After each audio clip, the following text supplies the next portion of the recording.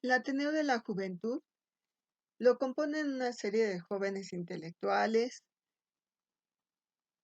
y artistas que van a pertenecer a una época posterior al Porfiriato. Lo que van a buscar este grupo de autores es crear una identidad acerca de México, una forma de darle rostro y de configurar su historia. Lo que había sucedido es que anteriormente con el Porfiriato, México había sido una ciudad con un interés afrancesado y solamente para algunos, esto es con exclusividad. Ya que se ganaba la Revolución Mexicana, el interés del gobierno era distinto. El interés era crear una nación que fuera la voz del pueblo y para el pueblo.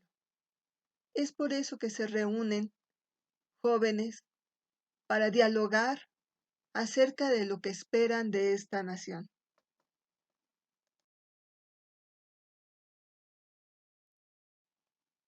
El objetivo principal de los jóvenes del Ateneo de la Juventud fue crear una visión distinta acerca del arte.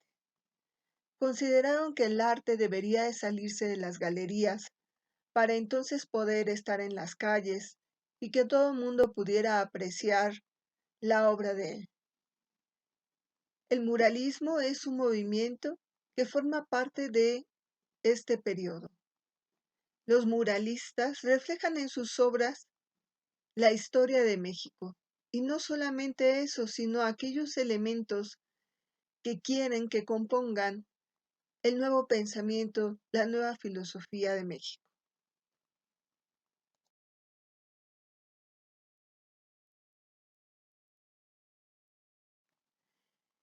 Dentro del grupo de artistas y pensadores del Ateneo de la Juventud se encuentra José Vasconcelos. Él va a crear un nuevo modelo, la filosofía vasconcelista, que dará a pie a crear la Universidad Nacional Autónoma de México, con una premisa, y es que sea una institución de educación superior, pública y laica. Es así que Vasconcelos crea el lema que ahora está presente en el escudo de la UNAM, y dice: por mi raza hablará el espíritu. Y con estas palabras quiere decir que toda mi historia, que todos mis antecedentes son parte de esa voz, de esa palabra que habla por México y el bienestar del mismo. El Ateneo de la Juventud está compuesto por músicos, pintores, poetas, filósofos y gente de ciencias. Se considera que el movimiento inicia en 1909 y su interés es renovar totalmente la cultura de México. Voy a explicarte un fragmento que escribe José Vasconcelos acerca de su novela llamada La raza cósmica. El texto dice así: las ruinas arquitectónicas de mayas, quechuas y toltecas legendarios son testimonios de vida civilizada anterior a las más viejas funciones de los pueblos del Oriente y de Europa. A medida que las investigaciones progresan, afirman la hipótesis de la Atlántida como cuna de una de las civilizaciones que hace millares de años floreció en el continente desaparecido y en parte de lo que hoy es América. Con estas palabras lo que nos da a entender Vasconcelos es la idea de que México está compuesto por una raza que viene desde los indígenas y también se combina con la raza de los conquistadores. Somos una raza cósmica porque sabemos que los indígenas tienen una visión hacia la naturaleza que podemos considerar cósmica, íntegra y distinta a todas las otras culturas. Es por eso que para Vasconcelos somos una raza cósmica.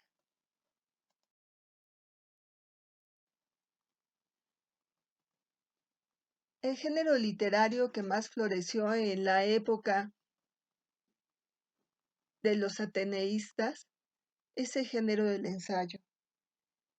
Alfonso Reyes escribe uno llamado La visión de Anáhuac y dice así: la historia obligada a descubrir nuevos mundos se desborda de cauce clásico, y entonces el hecho político cede el puesto a las discusiones etnográficas y a la pintura de civilizaciones. Con esto nos quiere decir que en México lo más importante es su historia antes que el discurso político, puesto que México tiene una raza y una sangre propia que no debe de olvidar.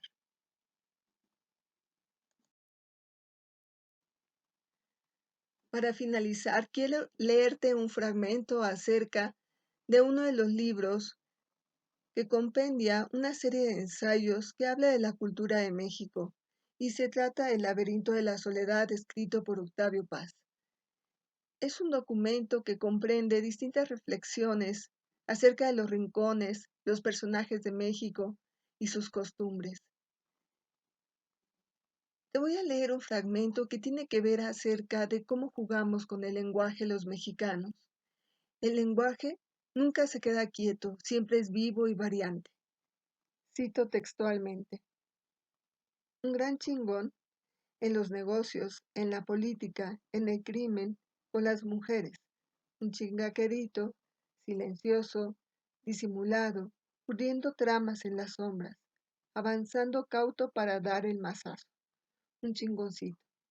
Pero la pluralidad de significaciones no impide que la idea sea de agresión.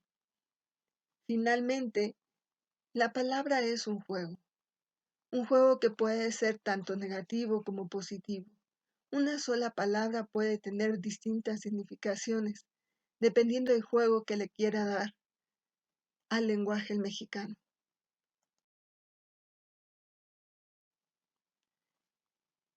Espero hayas disfrutado de esta breve reflexión acerca de lo que es el Ateneo de la Juventud, y que cuando camines por las calles y veas los murales, recuerdes que en algún momento de la historia de México, los artistas se detuvieron a reflexionar sobre qué querían de este país. Y lo que ellos querían es que no olvidáramos nuestro pasado, que supiéramos siempre quiénes somos y recordáramos nuestra identidad. Te dejo un fragmento, un link, donde puedes ver un concierto que forma parte de esta época y escucharás cómo la música tiene estos elementos indígenas, mágicos y también clásicos. Que lo disfrutes.